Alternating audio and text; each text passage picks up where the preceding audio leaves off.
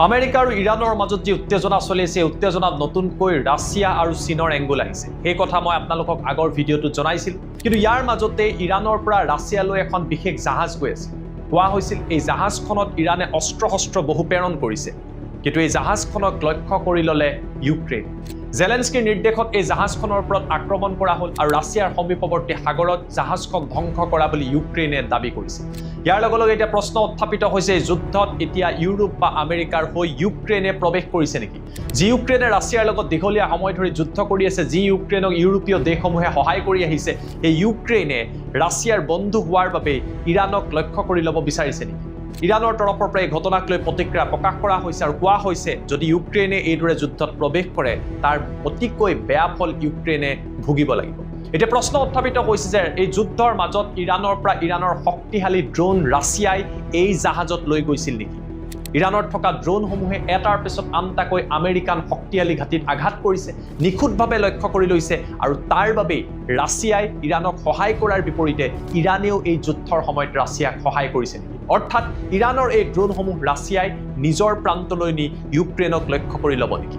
এটা কথা আপোনালোকে বুজি উঠিব, এই যুদ্ধত যিদৰে আমেৰিকাক ইজৰাইলে সহায় কৰি আছে বা ইজৰাইলে আমেৰিকাক সহায় কৰিছে, ইউক্ৰেইনে সহায় কৰিছে, ব্ৰিটেইনে সহায় কৰিছে, ঠিক একেদৰে এই যুদ্ধত এতিয়া ৰাছিয়া আৰু ইৰাণৰ মাজত পোনপটীয়াকৈ বন্ধুত্ব দেখিবলৈ পোৱা গৈছে। সমানে সমানে চীনৰ তৰফৰ পৰা ইৰাণক এই যুদ্ধত সহায় কৰি থকা হৈছে। কিৰ্গিস্তানৰ SCO ছামিটৰ পাছত এই বন্ধুত্ব স্পষ্ট হৈ পৰিছে। অৰ্থাৎ যুদ্ধক লৈ বিশ্ব দুটা ভাগত বিভক্ত হৈছে। ইউৰোপীয় শক্তি আৰু আমেৰিকান শক্তি এটা প্ৰান্তত থিয় দিছে, য'ত ইজৰাইলেও তেওঁলোকক সমৰ্থন কৰিছে। তাৰ বিপৰীতে ৰাছিয়া, চীন আৰু ইৰাণ এক প্ৰকাৰৰ আন এটা প্ৰান্তত থিয় দিছে। এই ঘটনা সংঘটিত হৈ থকাৰ মাজতেই মধ্যপ্ৰাচ্যত উত্তেজনা বৃদ্ধি পাইছে। ছৌদি আৰৱ আৰু য়েমেনত থকা হুথিৰ মাজত উত্তেজনা বৃদ্ধি পাইছে। ছৌদি আৰৱৰ কেইবাখনো টেংকাৰক লক্ষ্য কৰি হুথিৰ তৰফৰ পৰা মিছাইল নিক্ষেপ কৰা হৈছে। ৰেড চিৰ বাব এল মানদেব ছৌদি আৰৱৰ বাবে হুথিয়ে বন্ধ কৰি দিছে আৰু ইয়াৰ ফলত সমগ্ৰ বিশ্বত প্ৰভাৱ পৰিব। কিয়নো ছৌদি আৰৱত থকা বিশ্বৰ আটাইতকৈ ডাঙৰ অইল ৰিফাইনাৰী আৰামকোক লক্ষ্য কৰি লৈছে হুথিয়ে। ইয়াৰ ফলত তেলৰ মূল্য ইতিমধ্যে $100 পৰ্যন্ত পাইছেগৈ আৰু আগন্তুক সময়ত যদি যুদ্ধ অব্যাহত থাকে প্ৰতি বেৰেলত $100তকৈও অধিক সংখ্যক তেলৰ মূল্যত খাৰুৱা তেলৰ হৈ পৰিব, ক্ৰয় কৰিব লাগিব আৰু বিশ্ব অস্থিৰ হৈ পৰিব। এইদৰে যুদ্ধক লৈ বৰ্তমান সময়ত সমগ্ৰ প্ৰেক্ষাপট সলনি হৈছে। ট্ৰাম্পৰ তৰফৰ পৰা বহু নতুন কথা কোৱা হৈছে। এই যুদ্ধত বৰ্তমান পৰিৱেশ পৰিস্থিতি কেনেকুৱা আৰু হঠাৎ আলোচনা সঁচাকৈ আৰম্ভ হ'বনে নহয়, হঠাৎ ৰাছিয়া আৰু চীনৰ এণ্ট্ৰিয়ে যুদ্ধৰ প্ৰেক্ষাপট কিদৰে সলনি কৰিছে তাৰ সবিশেষ তথ্য আপোনালোকৰ বাবে লৈ অহাৰ চেষ্টা কৰিছোঁ।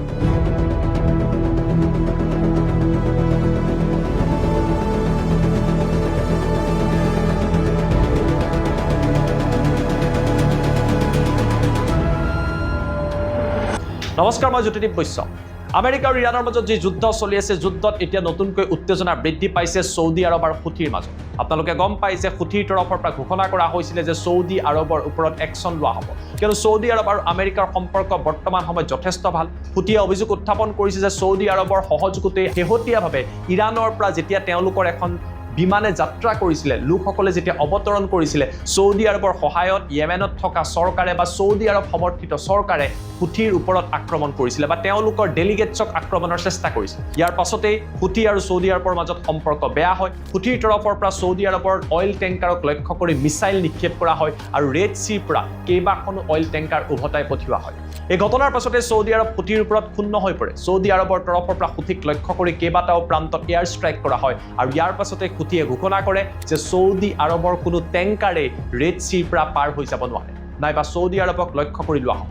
ইয়াৰ পিছত হুথিয়ে দাবী কৰিলে যে হুথিৰ তৰফৰ পৰা যথেষ্ট সংখ্যক মিছাইল ছৌদি আৰৱলৈ লক্ষ্য কৰা হৈছে আৰু হুথিয়ে দাবী কৰা অনুসৰি এইসমূহ মিছাইলে ছৌদি আৰৱৰ কেইবাটাও প্ৰান্তত থকা তেল ৰিফাইনাৰীত আঘাত কৰিছে।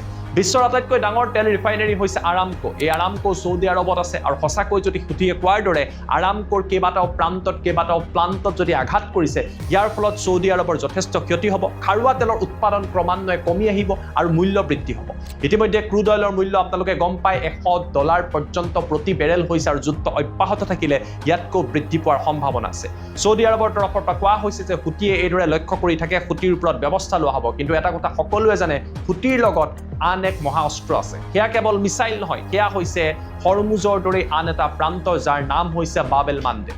এই বাবেল মানদেপ ৰেড চিৰ সমীপৱৰ্তী অঞ্চলত আছে। এই বাবেল মানদেপৰ জৰিয়তে সকলো তেল এছিয়া নাইবা ইউৰোপলৈ ৰেড চি হৈ সুৱেজ কেনেল হৈ ভূমধ্য সাগৰলৈ ইউৰোপলৈ যায় আৰু আনফালে এছিয়ালৈ এই পথেৰে যাত্ৰা কৰিব লাগে।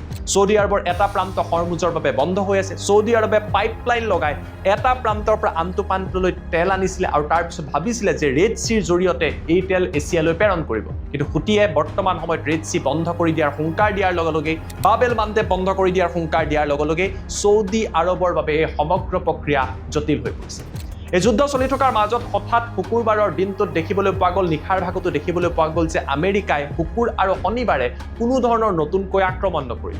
এতিয়া বহুতে প্ৰশ্ন কৰিছে যে হঠাৎ আমেৰিকাই সিদ্ধান্ত কিয় গ্ৰহণ কৰিছে। ক'ৰবাত নহয় ক'ৰবাত আমেৰিকাই বুজি উঠিছে নেকি এই যুদ্ধ কৰি থাকিলে তেওঁলোকৰ ক্ষতি হ'ব আৰু আলোচনাৰ মাধ্যমেৰে নাইবা ডিপ্ল'মেচিৰ মাধ্যমেৰেহে আচলতে সমাধানৰ সূত্ৰ উলিয়াব পৰা যায়।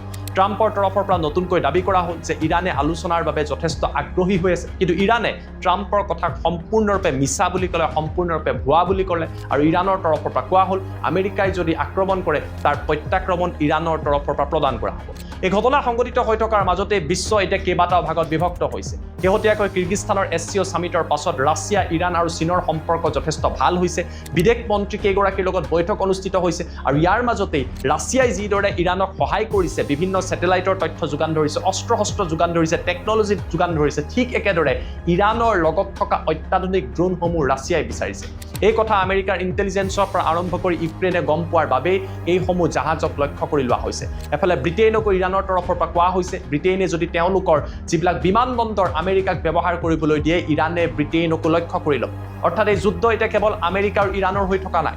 আমেৰিকাৰ সমৰ্থনত যিদৰে ব্ৰিটেইন আছে, ইউক্ৰেইন এতিয়া নামি পৰিছে, ফ্ৰান্সো বিভিন্ন সময়ত নামি পৰা পৰিলক্ষিত হৈছে, ইৰাণৰ সমৰ্থনত ৰাছিয়া আৰু চীন নামি পৰিছে। অৰ্থাৎ এছিয়াৰ মহাশক্তি চীনৰ লগত ৰাছিয়াৰ নিচিনা শক্তি যদি একত্ৰিত হয় আৰু ইৰাণ যদি ইয়াৰ লগত থাকে, পৰিৱেশ পৰিস্থিতি সমগ্ৰ বিশ্বত অতিকৈ জটিল হৈ পৰিব। ইয়াৰ মাজতে মধ্যপ্ৰাচ্যৰ প্ৰতিখন দেশত বৰ্তমান সময়তো এলাৰ্ট জাৰি কৰি দিয়া হৈছে। কুৱেইট, বেহৰিন আদি বিভিন্ন প্ৰান্তলৈ এতিয়াও মিছাইল নিক্ষেপ কৰি থকা হৈছে। অৰ্থাৎ পৰিস্থিতি বৰ্তমান সময়তো অস্থিৰ হৈ আছে। এটা কথা সুনিশ্চিত, ট্ৰাম্পৰ তৰফৰ পৰা বাৰে বাৰে পিকেক্স মাউণ্টেইনক লক্ষ্য কৰি ল'ব বুলি কোৱা হৈছে, যদিও এতিয়ালৈকে আমেৰিকাই কোনো ব্যৱস্থা গ্ৰহণ কৰা নাই। এই পিকেক্স মাউণ্টেইনত যদি সঁচাকৈ বাংকাৰ বাষ্টাৰ বোমা আমেৰিকাৰ তৰফৰ পৰা নিক্ষেপ কৰা হয়, ইয়াৰ পৰিণাম অতি ভয়ংকৰ হ'ব বুলি IRGCৰ তৰফৰ পৰা ইৰাণৰ তৰফৰ পৰা প্ৰকাশ কৰা হৈছে। ইৰাণে কৈছে আমেৰিকাই যদি এই কাম কৰে, ট্ৰাম্পে যদি এই কাম কৰে, ইৰাণৰ তৰফৰ পৰা মধ্যপ্ৰাচ্যৰ প্ৰতিটো চিভিলিয়ান ইনফ্ৰাষ্ট্ৰাকচাৰক লক্ষ্য কৰি ল'ব। ইয়াৰ অৰ্থ কুৱেইট, বেহৰিন, কাটাৰ, চৌদি আৰব, ওমান, জৰ্ডান আদি যিমান দেশ আছে, প্ৰতিখন দেশ পুনৰবাৰ অস্থিৰ হৈ পৰিব। আমেৰিকাৰ ওপৰত চাপ বৃদ্ধি পাব। ইতিমধ্যে ট্ৰাম্পৰ ওপৰত নিজৰ দেশতে যুদ্ধ অন্ত পেলোৱাৰ চাপ বৃদ্ধি পাইছে। গতিকে সকলোৱে কৈছে এই যুদ্ধক বাদ দি শান্তিৰ জৰিয়তে, নেগচিয়েশ্যনৰ জৰিয়তে পৰিস্থিতিৰ অন্ত পেলাব লাগে। কিয়নো যুদ্ধ যদি এইদৰে এখন দেশৰ পৰা আন এখন দেশলৈ বিয়পি পৰে, বিশ্ব যদি এইদৰে কেইবাটাও ভাগত বিভক্ত হয়, ইয়াৰ ফলত ভয়াৱহ পৰিৱেশৰ আগন্তুক সময়ত সৃষ্টি হ'ব পাৰে। এয়া আছিলে বিগত 24 পৰা 48 ঘণ্টাত যুদ্ধ ক্ষেত্ৰত হোৱা কেইবাটাও খবৰ, য'ত এখনৰ পিছত আন এখন কোন দেশ এতিয়া জপিয়াই পৰিছে, কেইবাটাও ভাগত বিভক্ত হৈছে। তাৰ তথ্য আপোনালোকৰ বাবে লৈ অহাৰ চেষ্টা কৰিম। সমগ্ৰ ভিডিঅ' চাই আপোনালোকে কেনেকুৱা পালে আমাক কমেণ্ট কৰি জনাব আৰু চেনেলটো যদি নতুনকৈ চাই আছে দ্য পালছ, আপোনালোকে ছাবস্ক্ৰাইব কৰি দিব যদি ইউটিউবত চাই আছে, আৰু ফেচবুকত যদি চাই আছে পেজটো ফ'ল' আৰু ভিডিঅ'টো শ্বেয়াৰ কৰি দিবলৈ নাপাহৰিব। ধন্যবাদ।